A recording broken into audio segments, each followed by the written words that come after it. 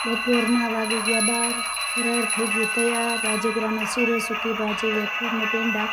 આપણે લડ્ડુ ગોપાલને ધરી દીધો રામનવમીનો ફરાળનો થાળ અને એને ભોગ લગાવી દીધો. હવે આપણે જવું છે ગામના મંદિરે દર્શન કરવા, કેમ કે અત્યારે બપોરના 12 વાગે ત્યાં રામજી મંદિરે એના જન્મનો ઉત્સવ થાય છે. તો આપણે અહીંયા આવી ગયા દર્શન કરવા અને બધાને રામનવમીની હાર્દિક શુભકામનાએ.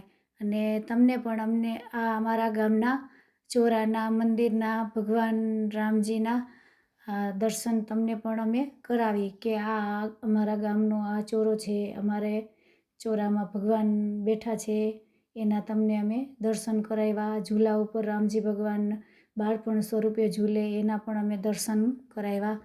તો અમે દર્શન કરવા આવી ગયા છીએ અને તમને પણ દર્શન કરાવ્યા અને બધાને રામનવમીની હાર્દિક શુભકામનાએ.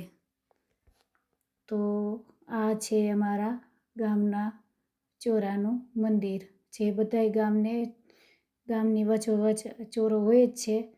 તો અમારા ગામના રામજી મંદિરનો આ છે ચોરો અને અમે અહીંયા દર્શન કરવા પહોંચી ગયા છીએ અને તમને પણ જોવો દર્શન કર